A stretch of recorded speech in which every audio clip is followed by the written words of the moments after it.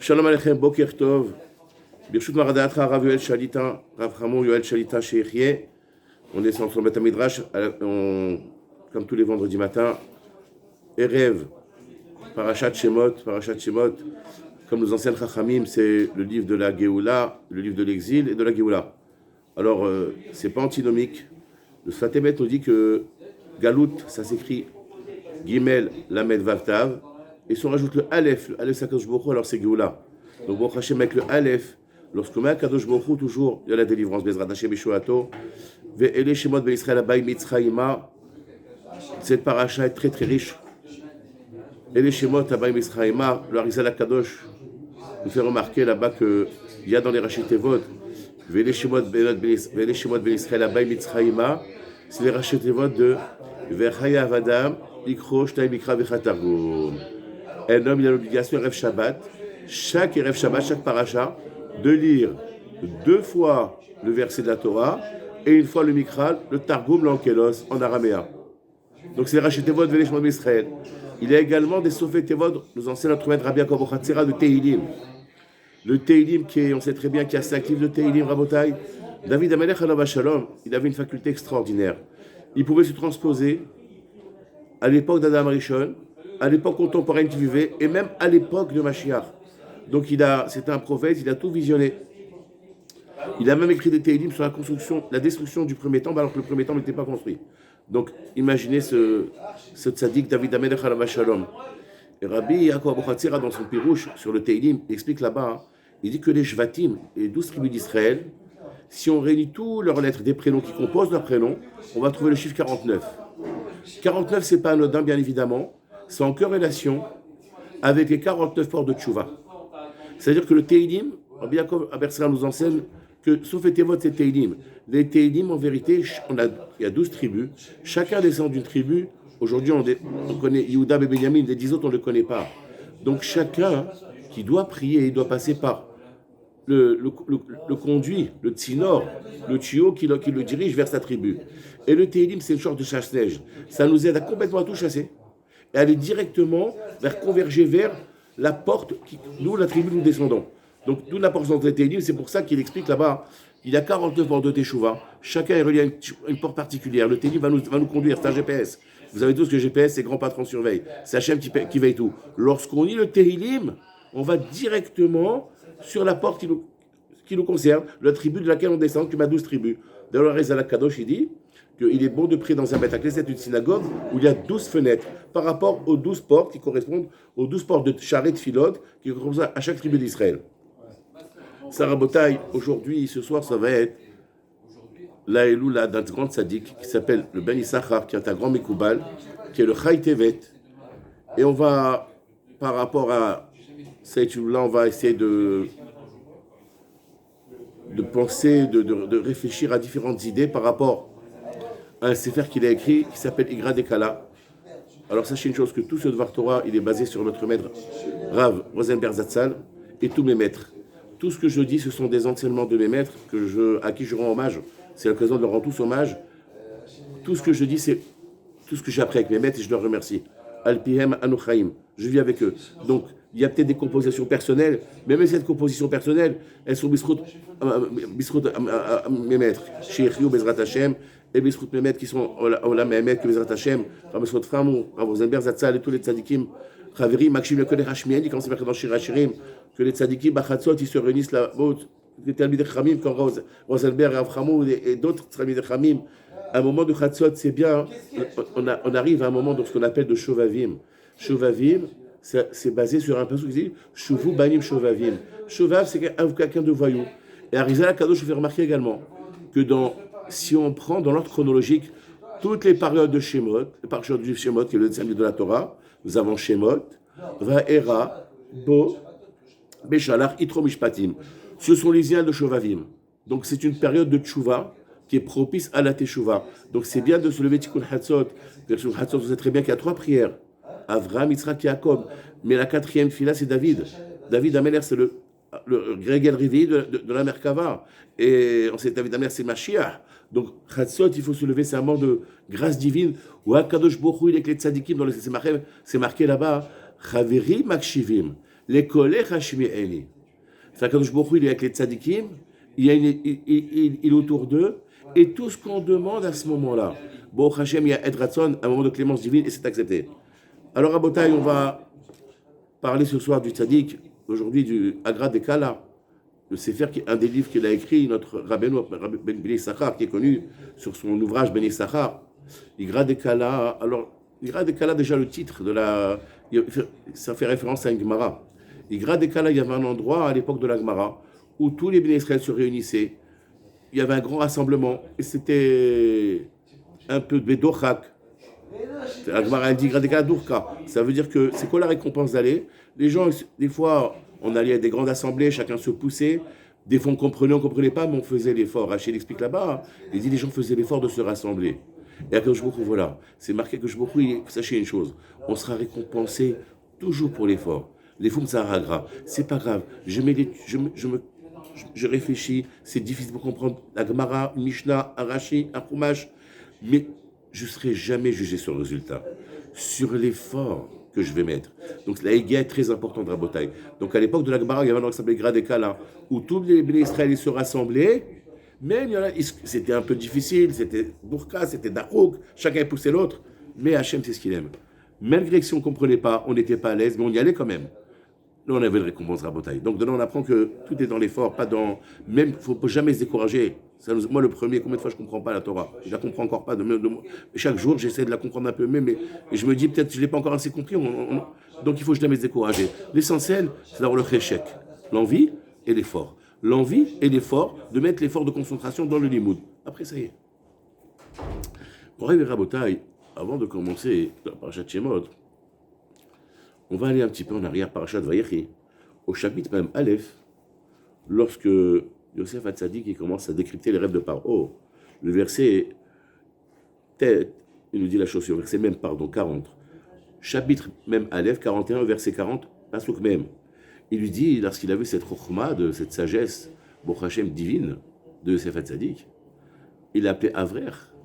Av bechokhma rach beshanim. Il lui a dit, toi tu es un père dans la sagesse et tant dans les années.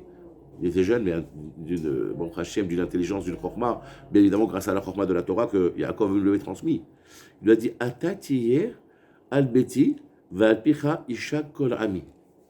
Toi tu vas être sur ma maison, c'est toi qui vas tout dominer.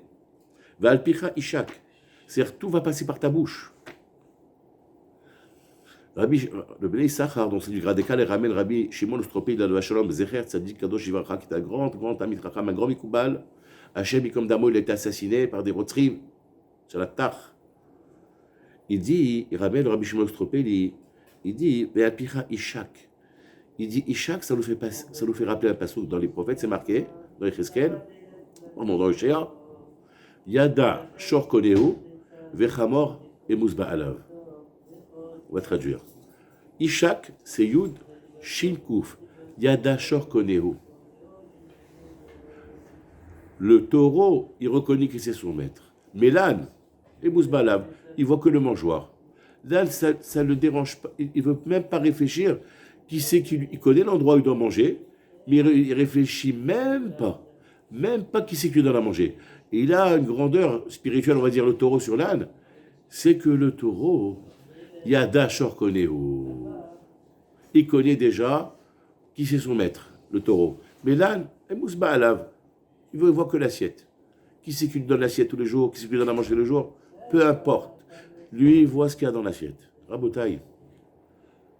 On sait très bien que dans chaque mot de la Torah, contient des messages codés. Dans un mot, des fois, il peut y avoir 20 messages, 30 messages au minimum. D'ailleurs, Ben Ishraï Kadosh, il nous dit que la Torah est comparée à de l'eau. Maïm. Pourquoi? Parce que l'eau, elle prend la couleur qu'on va lui mettre. Ça dépend de la teinture qu'on mettra dedans. L'eau, elle est blanche. Si on met un encre rouge, elle sera rouge. Une encre verte, elle sera verte. Une encre noire, elle sera noire. Donc, justement, la Torah est comparée à l'eau. Une des raisons pour laquelle, c'est-à-dire, elle peut prendre toutes les couleurs qu'on veut. Dans un mot, il peut y avoir différents messages. Dans les prophètes d'Oshia, c'est marqué que le taureau, il connaît son maître. D'accord? Et l'âne, il connaît que le mangeoir. Il dit, Rabbi Shimon Ostropé dit, il ramène un passage justement dans Vayechi. Qu'est-ce qui s'est passé dans Vayechi? Après l'enterrement de Yaakov dans la Shalom, Yosef Hatzadik, il est passé dans un endroit où on l'avait jeté. Le puits, le bord. Il est resté là-bas, il s'est concentré quelques temps. Et les frères, ils ont eu très peur. Ils ont dit, oh là là là là, ça y est. Ça, vous savez, le cerveau, c'est psychologique. Lorsque quelqu'un il a eu un choc, ça revient. Donc il a dit, ça y est, il est en train de se rappeler, de se commémorer, qu'on l'a jeté, qu'il a crié. On l'a vu, mais on fait semblant qu'on n'a pas vu. Comme la semaine dernière, beaucoup de gens, malheureusement, ils écoutent des problèmes, ils ferment les yeux. Alors ils disent, là, ça y est, alors ils se sont concertés. Et ils ont essayé de trouver un stratège. Ils ont dit, Avinu Tziva. Avichatsiva, ils ont dit, ton père, il a ordonné qu'après son départ de ce monde, Yaakov, par Yosef, tous les frères, faut pas, Sanar, sinon on dit Sanar, Khatat, pardonne-nous, s'il te plaît, pardonne-nous, pardonne-nous. Avant de développer cette idée, le Sifter Chachamim, il pose la question, il dit, qu'est-ce qu'il a fait Yosef? Pourquoi il est resté longtemps dans le trou là-bas? C'est pas pour se rappeler, pour se venger, pas du tout. Il a fait la bracha, Baruch, Shasi Anines, Bamakomazé. Bénion, Bénia Kadosh Baruch Hu, qui m'a fait un miracle dans cet endroit. On a l'obligation, lorsqu'on a un miracle, dans un endroit donné, à chaque fois que nous passons devant cet endroit, nous devons remercier Kadosh Baruch Hu. Donc eux, ils ont mal interprété. Lui, il s'est concentré justement pour faire la bracha, toute la kavana possible, tous les hidorim possibles, pour remercier Kadosh Baruch Hu qu'il a sauvé. C'est marqué, Va boreg ben bomaim. La Gemara elle pose la question là-bas dans Shabbat. Elle dit, il n'y a pas d'eau, mais s'il n'y a pas d'eau, je sais qu'il y a. Ça veut dire qu'il est vide. Pourquoi la Gemara, le Bassou qui me dit, le puits est vide, il n'y a pas d'eau. La Gemara dit, s'il est vide, c'est qu'il n'y a pas d'eau. Un autre enseignement, Nachashim yeshbo, Vakravim yeshbo. Il y avait des serpents et des scorpions. Ça, c'est le sens littéral. On a dit que la Torah elle contient différents messages. Le Midrash, il dit, c'est quoi? Bor, Bor, c'est la Torah. Le Midrash, il dit dans Tanchuma, je crois, Nitraken Boro Shel Yaakov. Le puits de Yaakov, il s'est vidé. Lorsqu'un juif, on est tous des descendants de Yaakov, il se vide de Torah, alors il existe des poissons des serpents spirituels et des scorpions spirituels qui vont pousser en lui. Il va faire des choses, il va être surpris. Ça va devenir quelqu'un d'autre, il va changer complètement. À la fin du show, on va amener un Pituchei Chotam qui explique cette notion de Nachash. Comment un Ben Israël s'il se vide de Torah. Alors c'est ça, à Borek, c'est le juif qui s'est vidé. El Bomaïm, il n'a pas de Torah. Alors qu'est-ce qu'il va avoir dedans de lui? Des serpents et des scorpions. Et il va être très très dangereux. À tel point que le Tana d'Aviliaou dit quoi? Vous savez qu'il y a un avis, il a écrit un livre qui s'appelle Tana d'Aviliaou. Il dit qu'une fois, Rabbi Shimon Baruchai, à Kadosh, à Rashbi à Kadosh, qui a écrit le Zohar que Bisroto Mashiach va venir. Il est parti voir son maître, Rabbi Akiva, le dit, Rabbi Akiva, ou tu m'enseignes la Torah, ou je te tue. C'est marqué comme ça dans le vidéo. Alors, les Mefarchim, ils disent, pas possible. Même s'il n'était pas devenu Rabbi Shimon Rabbi, il avait toute cette aura, toute cette gdusha, lui, il va tuer son maître, et il lui dit, je te tue, je te menace. Il y a un commentaire là-bas qui dit, non, Hazve Shalom, jamais Rabbi Shimon, il va tuer Rabbi Akiva. Il lui a juste dit quelque chose. Il lui a dit, tu sais, Rabbi Akiva, si tu ne m'enseignes pas la Torah, si je ne t'étudie pas la Torah, un jour je peux devenir un tueur, un jour je peux devenir un voleur. La Torah Rabotai, elle est chomeret totalement. Elle nous garde pour ne pas devenir des personnages qu'Akadosh Baruch Hu ne veut pas voir. Vous avez compris? Akadosh Baruch Hu, la Torah, justement, il faut l'étudier parce qu'elle nous permet d'être en connexion avec Hashem Rabotai. C'est ça la force. On va voir un autre pasuk.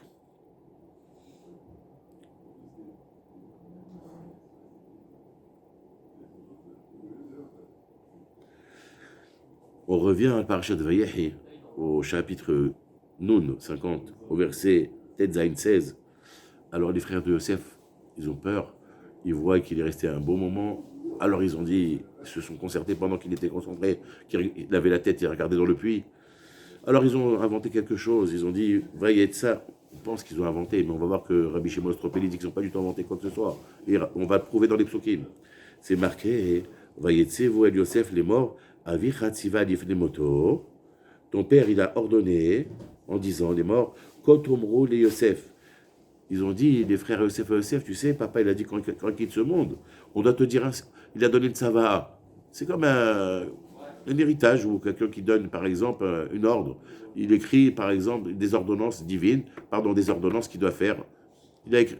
On voit que dans la Torah, nulle part, c'est marqué qu'il a laissé comme quoi un testament. Voilà, c'est un testament. Puis donc, il faut dire, on voit nulle part qu'il a laissé un testament. C'est quoi ce Avichat Siva? On a l'impression qu'il laisse un testament. Ou alors peut-être qu'on va dire, ils se sont vus, Yaakov s'est concerté en catimini avec ses frères, et comme c'était en catimini, la Torah n'a pas voulu le dévoiler, mais eux, ils disent comme ça. Je donc pas. Oh, Tomro Yosef, Anasana Pesha. C'est quoi Sana? Ils ont dit, papa, il a dit, Yaakov, s'il te plaît, pardonne-nous. Sana, c'est pardonne-nous. On a l'impression que c'est Sana. Vous allez me dire, ils ont menti. On va dire qu'il n'aura pas dit Yaakov. Alors c'est un mensonge.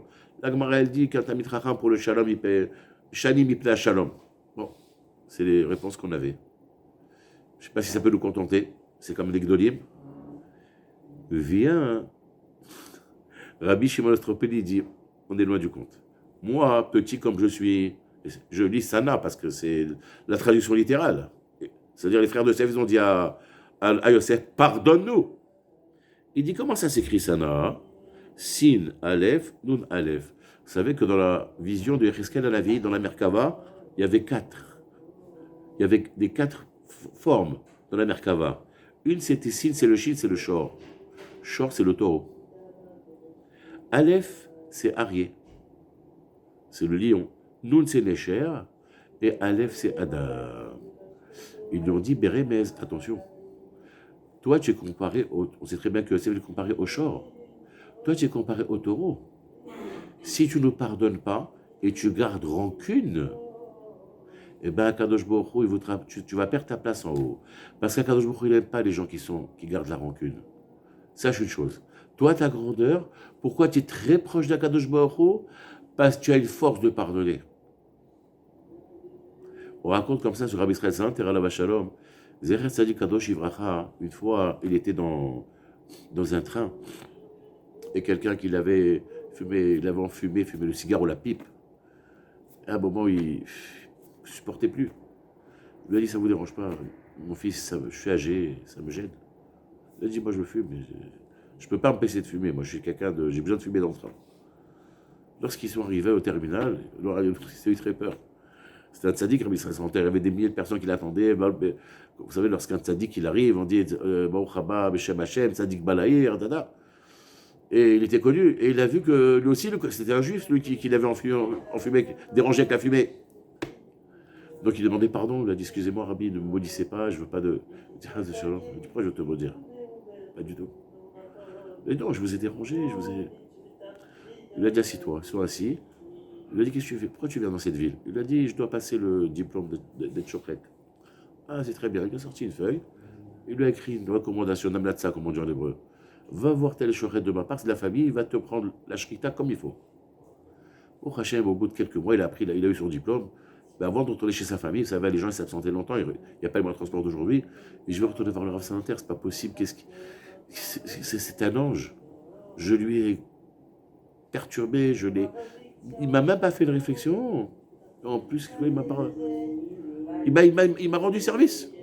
Non seulement il m'a montré aucune salle extérieure de rancune, même à l'intérieur, c'est la preuve. Il n'a rien parce qu'il m'a fait une lettre de recommandation.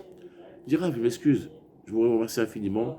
Grâce à vous, grâce à Hachem, j'ai eu mon diplôme de Shrita, mais vous êtes un malach. Il a dit pourquoi? Je ne suis pas un ange, je suis un être humain comme toi. Il a dit non.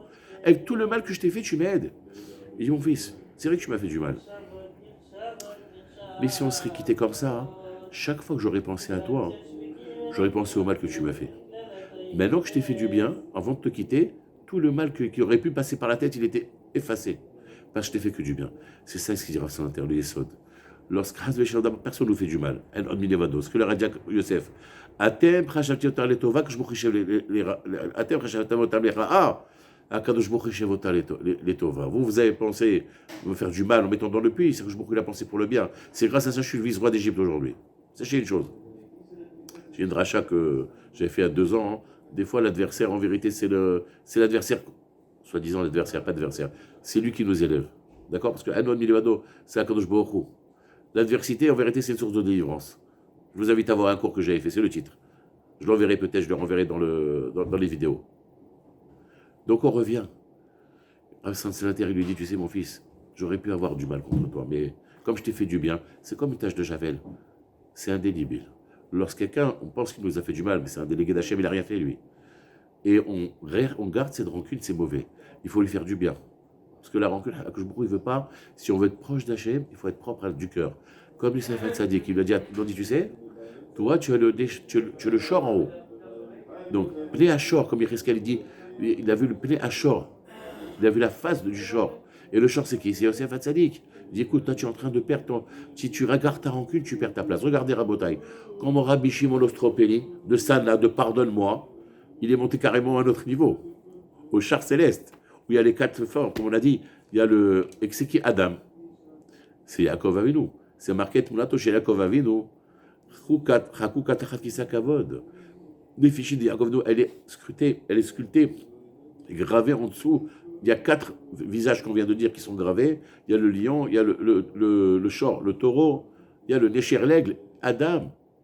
C'est Yaakov Avinu. Et Shofra de Yaakov Avinu, mais en Shofra de Adam Arishon. La beauté de Yaakov, elle était comme celle d'Adam Arishon. Regardez Rabotai dans Sana, 4 lettres. Regardez ce qu'il décode, Rabbi Shimon Smotrel al Shalom. Et Khatam Sofer, al Shalom, il ramène également cette même idée-là, mais il dit qu'en vérité, que Bérémès, de façon allusive, même Yaakov Avinu l'avait annoncé à son fils. On va le voir dans quel pasouk.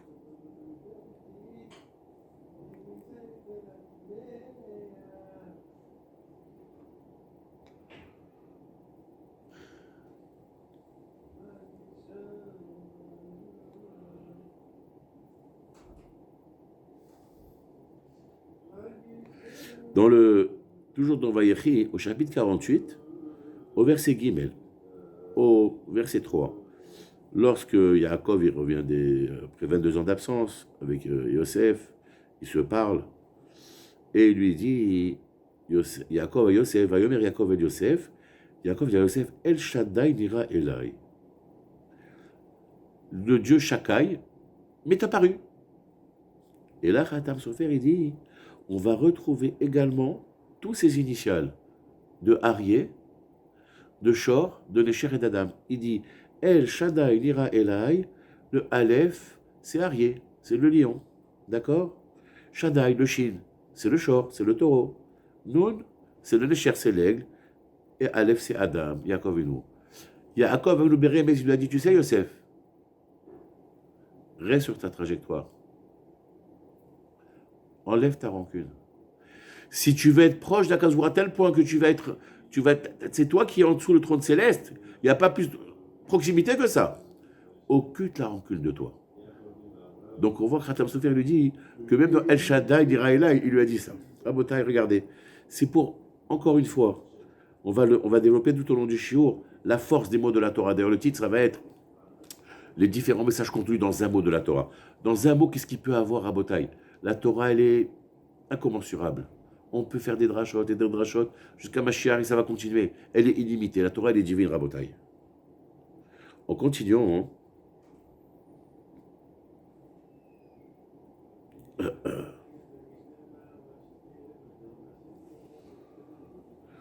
la Gemara dans Brachot, elle nous dit Shlosha Mishmarothem, Dav Gimel. Il y a 3 parties dans la nuit. Mishmar Rishona, qu'est-ce qu'il y a dans la première partie? Chamor Noer. Il y a un âne qui braille. Mishmar Ashnia, la deuxième, qu'est-ce qu'il y a? Klavim Tsoakim. Les chiens qui crient. Troisième Mishmara, Tinok Yoneg, Veisham et Saperitim Ba'ala. Le bébé qui tète et la femme, l'épouse, qui parle à son mari. Bien évidemment, ce sont des images. Tout ce qu'on a dit là dans la Gemara, Khatam Sofer a développé Alpisod, il va donner la profondeur de ces mots-là, de ces 3 Mishmarot qui correspondent, que la première c'est quoi? C'est un âne qui braille. La deuxième c'est quoi? C'est des chiens qui aboient. La troisième c'est un bébé qui tète de sa maman et l'épouse qui parle à son mari. La Gemara dit que les 3 parties de la nuit sont partagées, départagées de cette façon. Rabotai, c'est marqué dans les Heskel. À quel peuple est comparé à l'âne? Les Égyptiens. Besaram, Basachamorim, Bezirmatam, Zirmatsusim. Leur chair, elle est comparée à la chair des ânes. Et la fougue du cheval, ils avaient des fougues, malheureusement c'était un pays de débauche comme la fougue du cheval. Alors, Rabotai, on va se développer sur cette notion-là. Comment c'est que Yecheskel, à la vie, il compare, mais Yecheskel, il ramène ce qu'Akadosh Baruch Hu lui dit, le peuple égyptien à l'âne. Alors, Rabotai, on a dit un passage au début du Shiur. Yada shor koneo, vechamor et mouzbaalav. Le taureau, il connaît son propriétaire. Mais l'âne, il connaît quoi? Le mangeoire. C'est ce qu'il lui dit Paro à Yosef. Al-Pichai Shak Kol Ami. Toi, tu vas t'occuper des choses spirituelles si tu veux, il n'y a pas de problème. Parce que Yada Shanakono, il a vu que Yosef, il reconnaissait, Paro a reconnu que Yosef il était directement en contact avec Akadosh Baruch Hu. Mais moi, ce qui m'intéresse, c'est manger. Le Hamor. Le Hamor qui est comparé à l'Égypte. Eux, c'est la matérialité. Vous savez que l'Égypte, la Vodazara qu'ils avaient, l'idolâtrie, c'était le mouton. Pourquoi? Parce que le mouton, il y a tout, c'est toutes les richesses. Et sans se fatiguer. Il y a de la viande, on peut faire à la hache, mangane, il y a du fromage, il y a du lait, il fait de la laine, on peut se couvrir. Et le Nil, il a brevé l'Égypte. Donc eux, ils se sont dit, nous, ce qu'on veut, c'est la richesse. Chomer, c'est Chamor. La matérialité, la gashmout. C'est ce qu'il nous dit par roi Yosef. Al-Pichai Shak, toi, tu es le shor. Toi, tu connais Akadosh Baruch Hu. Moi, ce qui m'intéresse, c'est mon chiffre d'affaires. Je veux à la fin d'année, je veux que ça soit très fort. Je veux que l'économie de l'Égypte monte très très fort. Maintenant que en parallèle, si tu veux faire des choses spirituelles, fais-le. Mais moi, ne mets pas dedans. Et Yosef, c'est Prinat Pedim. Pedim, c'est quoi? Comme il dit Reskel Pene Achor. Pedim, c'est devant. Ishak, c'est la bouche. Khatam Sofer, il dit qu'elle est devant. Par haut, c'est Achor, derrière. D'ailleurs, par haut, c'est l'aide de Haoref, la nuque. Par haut, il tourne le dos à Kadosh Baruch Hu. Il tourne, il veut pas écouter. Oref, c'est caché, Am Koshe Oref. Et Pnim, c'est quand on est devant Kadosh Baruch Hu. Panim et Panim Ber Hashem. Moshe leur dit Ber Sinaï, lorsqu'on est matin Torah. Donc Panim Panim, c'est clair, on est devant, on est en phase avec Kadosh Baruch Hu, en face et en phase. Par haut, c'est des gens qui veulent tourner la tête à Kadosh Baruch Hu. Par haut, il dit non, moi ça m'intéresse pas. Il a dit, mais Hashem, Asher Ishma Bekolo. Quel gava qu'il a eu. Mais Hashem, Asher Ishma Bekolo. Vous vous rendez compte? Qu'il a dit qui c'est Hachem. C'est-à-dire, je ne veux pas entendre parler. Malheureusement, on essaie des fois, dans les temps modernes, de vivre dans des systèmes autonomes. On veut occulter Akadosh Baruch Hu de notre présence. Un trapanet, comme disait Rav Hamol Morivera Beatere Droshi. Il a dit, c'est pas Internet, il faut dire un trapanet. On veut soi-disant faire un monde indépendant d'Hachem. Mais à chaque fois, il y a des bugs. Chaque fois, il y a des choses. Chaque fois qu'on veut échapper à Hachem, on ne pourra pas, Rabodré. On ne pourra pas. Alors, les gens, malheureusement, ils continuent dans cette bêtise de tourner ils tournent la tête à Hachem. C'est ça, paro. Oref. Oref, et ils sont entêtés. On va continuer, Rabotai.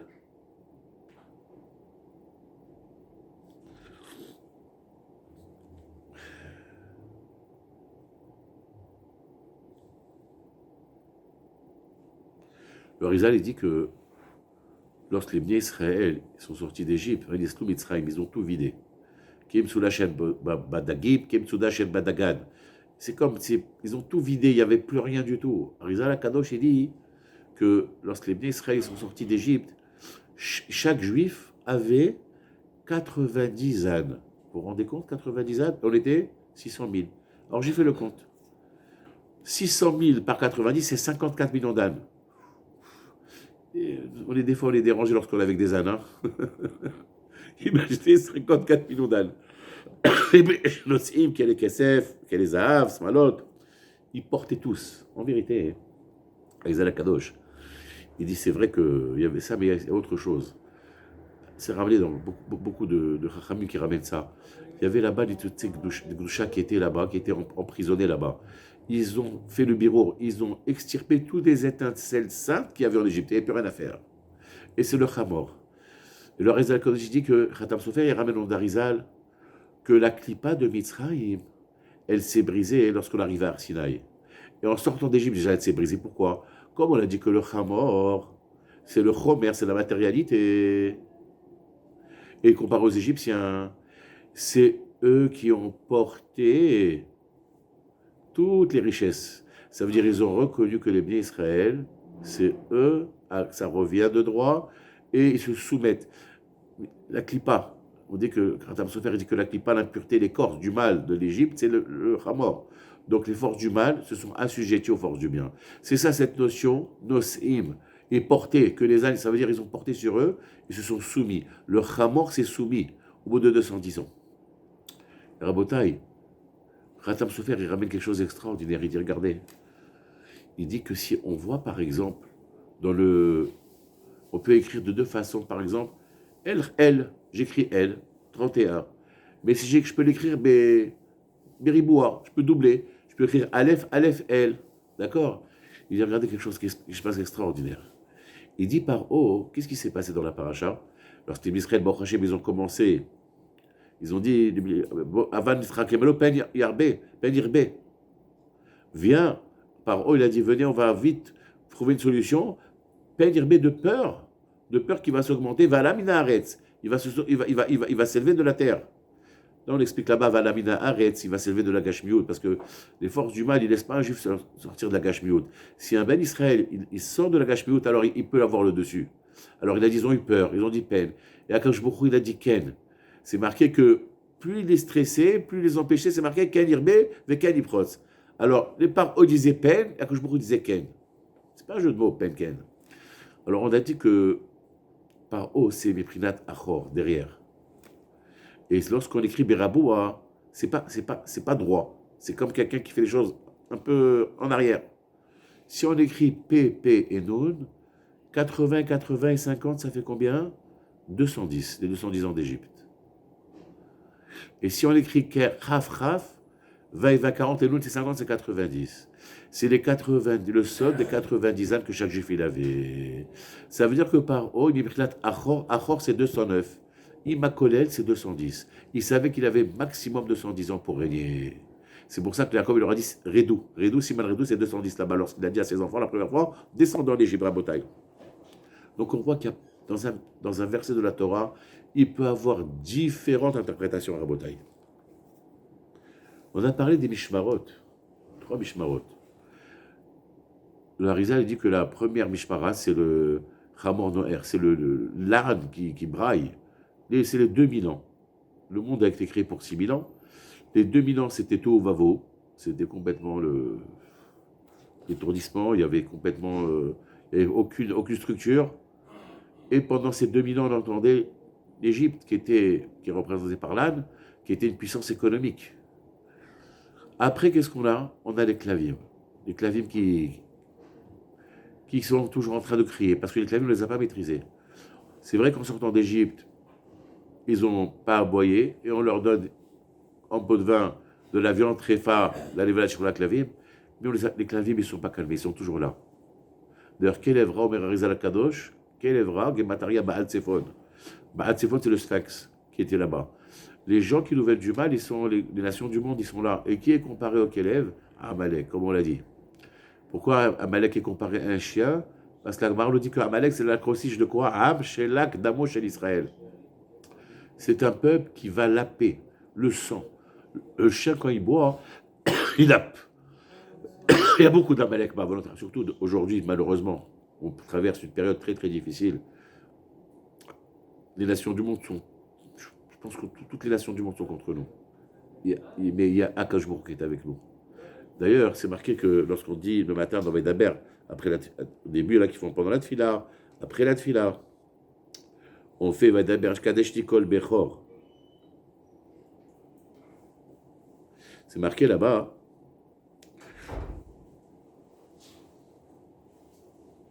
Ve'avarta kol peterechem Hashem, ve'chol peter sheger behema asher yelecha zecharim l'Hashem. Ve'chol peter chamor tivde, bese. Ve'im lo tivde, va'arafto, ve'chol bechol adam ve'anecha tivde. Il y a un remède de Khatam Sofer, il dit, la Gemara, elle pose la question de Bechor Davhe, pourquoi on doit faire péter, on doit racheter le premier-né de l'âne et pas du chameau ou des chevaux? Alors on a dit que Hamor c'est quoi? C'est l'Égypte, c'est par haut. Là-bas, que si en cas, on ne veut pas par exemple faire le rachat du premier, alors qu'est-ce qu'on fait du premier de l'âne va à Rafto. Sinon on le rachète avec un C. Et c'est qui le C? C'est Pézora, Tosfot il dit. c'est nous. C'est une brebis qui, comme il dit Rabbi Akiva, entourée de 70 nations. Donc voilà, Varafto, c'est par haut. Varafto, c'est quoi? Ça veut dire qu'en sortant d'Égypte, la clipa de Paro, elle s'est brisée. D'accord? Baissé. Et baissé, c'est nous. Justement, c'est la Gdusha. Et nous, justement, à contrario, eux, leurs moutons, c'est la Vodazara. Et nous, qu'est-ce qu'on fait? Quand je vous dis de le brûler, ça veut dire quoi? Brûler, c'est Messirot Nefesh. Ça veut dire que quoi? Ça veut dire que je dois apprendre de ça. Qu'est-ce qu'il fait le mouton?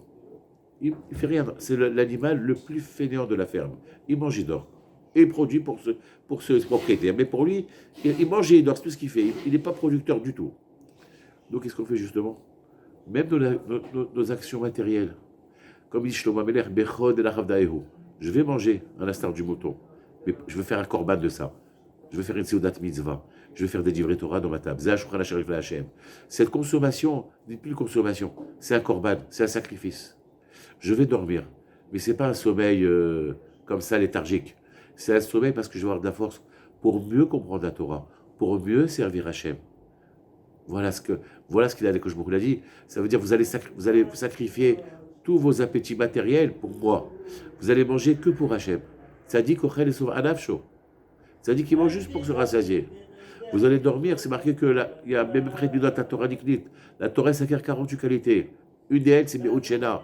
Pas dormir beaucoup. Mais je serais cadeau, je dis, c'est pas la peine de dormir des 15-20 heures. On est encore plus fatigué. On aime doux, on se lève, on a les vertiges. Maximum 6 heures, ça suffit. Le reste, ça peut que fatiguer le corps. Mais je serais cadeau, notre maître, il a dit, s'il a dit, il a dit. Donc, la consommation. Tout ça, ça peut devenir korban. La même action matérielle que eux, les Égyptiens, ils faisaient pour des appétits bassement matériels, moi je vais les rehausser. Et toute la comme dit le Balatania, toute la voda d'Amen Israël dans ce monde, comme dit le Rabbi Lubavitch, c'est de transformer le Gashmi en Rochani, de l'élever, de faire dire à Batartonim, car dans le Kadosh Bokhu dans ce monde-là, dans tout, dans chaque kogne Yamidvaro, je bois un verre d'eau, je mets un Kadosh Bokhu dedans, dans tout ce que je fais. Comme il dit Shlomo Ameler, on l'a dit, Bechod Delachav Da'ehu. Rabotai. On va synthétiser avec une idée qui est rapportée dans le Bitoch Chotam de Rabbi Yaakov Abuchatzera, qu'on a cité au début du Shiur. À un moment, Moshe Rabbeinu, il dit à Kadosh Baruch Hu, Vehaya, Kiomru Amitzrim. Pardon, les Israéliens vont dire, Va'amruli, Mashemo, Mo Marlem. Lorsqu'un Kadosh Baruch Hu, il s'est apparu dans le buisson ardent, et il lui a dit, mais qui je dois lancer? Omer Elohim el Moshe, Ehi Asher Ehi. Tu leur diras, Ehi Asher Ehi. On ne comprend pas trop. Qu'est-ce qu'il veut dire à Kadosh Baruch Hu? Littéralement, ça veut dire, Ehi Asher Ehi. Je serai et je serai. Il faut savoir une chose. Le Midrash, il dit déjà une chose. Ehi Bageola chez Mitzrim, Ve Ehi Begolat Acharona. De même que j'étais avec vous en Égypte, et je serai avec vous à la délivrance finale. À l'exil, Bezrat Hashem de Edom, l'Occident qu'on est en train de passer, Akadosh Baruch Hu va être avec nous, Baruch Hashem. Ehyeh Asher Ehyeh. Rabbi Yaakov Abuchatzera dans ce Bitoch Chotam, il dit que dans le passage c'est marqué avec les Shlomo Israël, la Baï Mitzraïma. Mitzraïma, il nous fait remarquer que c'est la Gemataria de quoi? De 385. Également la numérique de Safa. Safa, c'est la langue parlée. Également Shrina. Yaakov Avinu Haya Anus Alpi Adibur. On est descendu en Égypte à cause de la parole, malheureusement. De la Shonara. Ça a commencé par Yosef et ses frères. Et d'ailleurs, lorsque Moshe Rabbeinu, il a vu que deux juifs se querellaient, qu'est-ce qu'il a répondu? Alors, Genyata Omer, tu veux venir me tuer, toi? Qu'est-ce qu'il a dit, Moshe, tout de suite? Achenoda Adavar. Maintenant, je sais pourquoi. Toute ma vie, je me suis posé la question pourquoi les bénis Israël, ils étaient malheureusement en exil à cause du Lachon Hara. D'ailleurs, lorsque je lui a parlé, il lui a donné 2 signes. Il lui a dit rentre ta main à l'intérieur et sors là, elle est devenue Metzorahat, la lèpre que les balais Lachon Hara ils ont, et le Nachash qui est le symbole du Lachon Hara. Et Moshe Rabbeinu, la Shalom, il avait. Ah, c'est 39. Ça s'est arrêté là.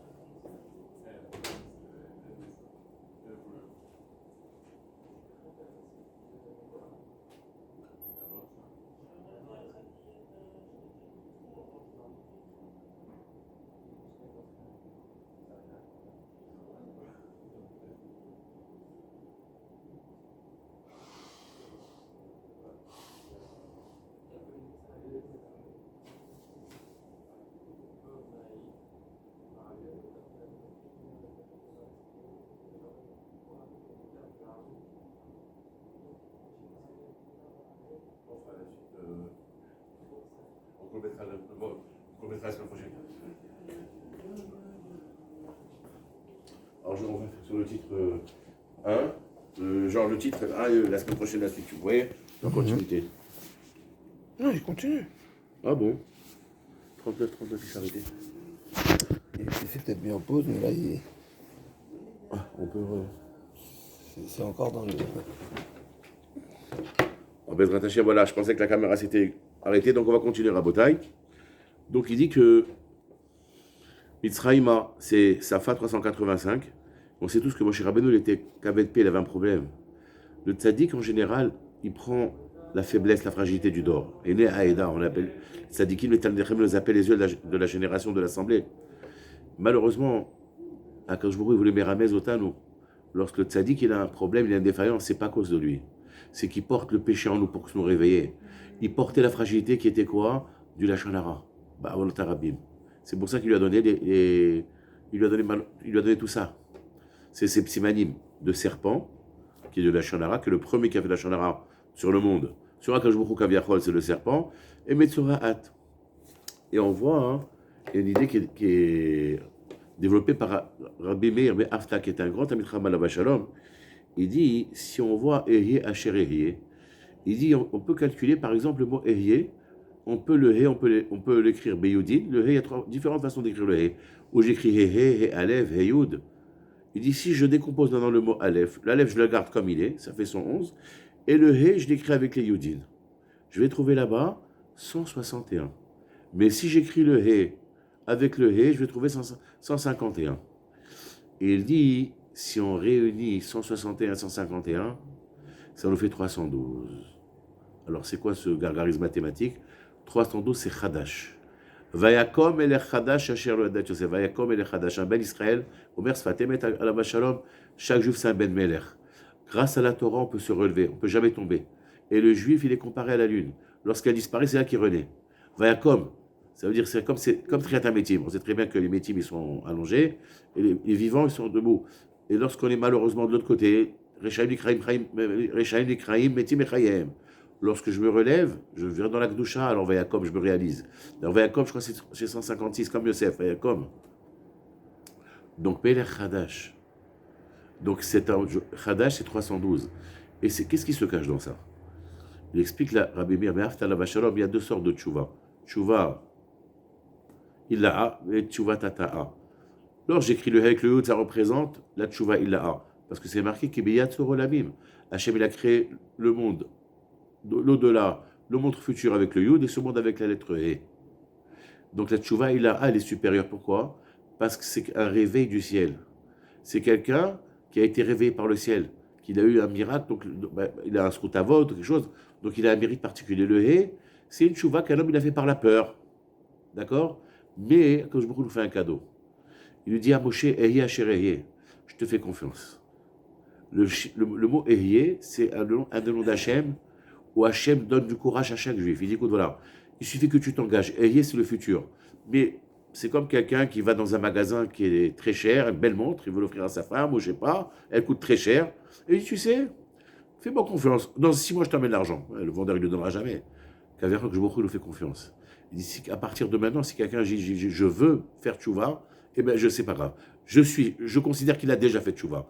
Donc, c'est un nouveau cadeau qu'Hachem nous fait. Il lui dit, voilà, tu sais, Moshe, voilà, je te fais un nouveau cadeau. Tu me connaissais sur Yud Kevavke, c'est Havaya. C'est-à-dire que je veux faire, quelqu'un veut faire tchouva, c'est maintenant. Qu'est-ce que tu présentes à Hachem? T'as rien. Maintenant, même si quelqu'un prend la décision et qu'à l'instant T, c'est pas encore fait, je considérerais Ehyeh Asher Ehyeh. Une fois, j'ai entendu le Rabbi David Pitocher qui dit le mot Ehyeh, c'est un nom de Géoula. C'est un Shem Géoula. Et c'est la métrique de 21. Il dit, si on décompose le chiffre 21, on a 6, 7, 8. 6, c'est les 6 jours de Tfilin. 7, c'est Shabbat. 8, c'est tout ce qui concerne la Mina. Ça fait 21. Si un ben Israël, il est chômer, il met Tfilin pendant 6 jours. Shabbat, Kel Chata, même le Dibuchol Beshabbat. C'est bien commercial, il est très makpid là-dessus. Non, dis-nous. Le Dibuchol Beshabbat, c'est Chilul Shabbat. D'après Rabbi Yaakov, il y a beaucoup de décisionnaires. Même Rabbi Shimon Bochel, il a dit à sa maman, Tchtouki, elle a voulu parler, ce qu'il a pensé Rabbi Shimon Sedjuchol, il a fait taire. Donc Shabbat, faire très attention, la semaine, Kol Shekel, le Shabbat. Et 8, c'est tout ce qui concerne la Brit Mila. Vous avez compris toutes les latzniou, tout ce qu'il faut, les mauvais regards qu'il faut éviter, tout ça. Alors il dit voilà, 21. Et c'est un chiffre Géoula, pourquoi? Parce que lorsque les frères de Yosef, ils ont vendu Yosef, ils étaient 9, mais ils ont complété avec la Shekhinah, c'était 10. Et comme on a dit que 21, c'est un chiffre c'est un nom d'Hachem de Géoula, qui est là pour délivrer. D'ailleurs, en Égypte, c'est ce qu'il a dit à Chéréier. Ils ont un peu Pagmon, pardon, Béchem et Kier. Ils ont retardé la délivrance. Ils étaient 10, comme on l'a dit, avec la Shekhinah. 21 multiplié par 10, en Merachida, c'est 210. Ils ont resté 210 ans en Égypte. Ils ont réparé, malheureusement, on sait très bien que Hazarogé Malchut, j'ai pèleriné Rabbi Yehuda Ben Baba il y a 2 semaines en Eretz Israël. J'ai été très très émotionné là-bas. Il ne faut pas dire Malchut, malheureusement, les 10 tzadikim qui sont partis, qui ont péri. Le Chida, il dit que c'est le Gilgul des Shvatim. Pourquoi? Parce que, bien sûr, que ça leur a pardonné, mais il y avait un Chilul Hashem. Alors que les Égyptiens, ils ont entendu qu'un juif, il a vendu des juifs. Un juif, il a vendu un juif. Vous vous rendez compte? Hazve Shalom. Ça, c'est le plus grand Chilul Hashem. Mais Rabbi Shmuel dans le Zohar, toutes les fois, tu peux pardonner. Chilul Hashem, c'est Bemita. Hazve Shalom. Ils sont revenus, pourquoi? Parce que Hashem Yosef, il a pardonné. Mais il y avait une tache dans le ciel. Les Égyptiens, ils ont dit, tiens, tu as vu ces juifs, ils vendent leurs frères. Shem Ishmor. Jamais qu'on soit dans ceux qui dénoncent. Hazve Khalila. Hazve Shalom. Tout s'arrange, on a Beddin, on a des rabbanim, jamais aller voir à côté. Hazve Khalila. Hazve Khalila, Hazve Khalila. Et jamais garder rancune. Comme ça, on gardera notre place auprès, comme Yosef. Quelqu'un qui il est Prinat Yosef. Quelqu'un qui dirait, bon, Hachem qui avait Shalom, bien Atzmo, avec tout le monde, il est Prinat Yosef. Yosef, c'est la bracha, bon Hachem. Il aura toujours Yosef, Yosef Hachem, la relève pas Amin. On revient à Botaï. Il dit, Yeh, Chéréier. Alors, bien quoi, Bochatzera. Il dit, lorsque Hachem, il a parlé à Moshe, il lui a dit, Mazé Beatra. Il lui a dit, Maté. Qu'est-ce que tu as dit? J'ai un bâton. Il lui a dit, jette-le. Je l'ai reloire ça. Et là-bas, Biakov, il dit que Maté, c'est même tête, c'est 49. Même tête, Panim Shel Torah. On a 49 façons de présenter la Torah, façon panier de Tahor ou Tamé. Donc il lui a dit, voilà, Ben Israël, le bâton, c'est le tzaddik, quelqu'un qui est dans la Torah. Maintenant, s'il se relâche, il peut devenir un serpent. Si tu le tires, il lui dit Gabiznavo, il redevient bâton. Le serpent est devenu bâton. Ça veut dire que même si Hazve Shalom, un juif, il a des écarts, il va à droite, à gauche, mais s'il revient au Beth Midrash, il revient étudier, même si Hazve c'est devenu un Nachash, il redeviendra un bâton. Malheureusement, il a dit, bien comme il explique là-bas, il dit que je beaucoup, tu sais, les d'Israël, ils sont dans la galoute. C'est très très difficile pour eux. Donc, grâce à la Torah, même si on peut s'égarer, même si je peux m'égarer, j'ai toujours une adresse. Impaga becha meluvalazé, moshre ou les bêtes à midrash. Si ce voyou, le Yetzera, il tapait, il vient il te rentre dedans. Tu l'amènes au bêtes à midrash. Même si c'est une pierre, il va s'effondrer. Donc, bêtes à midrash, il ne peut rien faire ici. Donc voilà, Rabotai. On va synthétiser. Et donc, Moshe Rabbeinu dit, il était un peu surpris de son nom Ehyeh, parce qu'il connaissait 26, Yudke Vavke. Et Moshe il dit à Kadosh Baruch Hu, toi, tu es Xérotation Emet. Qu'est-ce qui se passe? Et alors il dit, bien conversera, il dit en vérité, Baruch Hashem, un Ben Israël, si un digne sur lui, son Israël une rigueur, grâce à la tchouva, il peut changer. Tzara, c'est Tzohar. La Tzara, il dira bien conversera, c'est la de Tzohar, de la lumière. La détresse, si un Ben Israël change, c'est plus le même. Donc, un Ben Tchouva s'appelle Bria Chadasha. C'est plus le même. C'est pour ça que Ehia Shereye, c'est Chadash. C'est Chadash et Chodesh. Un Ben Israël, il peut se renouveler à chaque fois. Lorsqu'il est Chadash, donc toute la Xéret s'en va contre lui. Et il explique là-bas, il dit Hazom, c'est pas que moi je suis Emet, que je me crois Emet, Vadaï. Chotamo, je me crois Emet. Il a dit si on prend, il dira bien qu'on va marcher 21 multiplié par 21, c'est Gemataria Emet. Aleph de Emet c'est 1, même c'est 40, 41, Tav c'est 441. Et c'est ça que tu lui as dit. Et Hachéréier, si tu multiplies 21 par multiplier par 21, tu vas trouver le Emet. C'est-à-dire que même dans la Xéra, il y a aussi la porte de sortie pour que la Tzara, elle sera notre soir. Ça dépend de nous. Ça dépend comment on est changé. On dit Meshali Mekomo, Meshali Mazalo. Si moi je change par rapport à Kadosh Baruch Hu, ben mon Mazal il va changer les Tova. Belochim Tiyou Zrat Hashem, Shabbat Shalom Mevorach, à la semaine prochaine.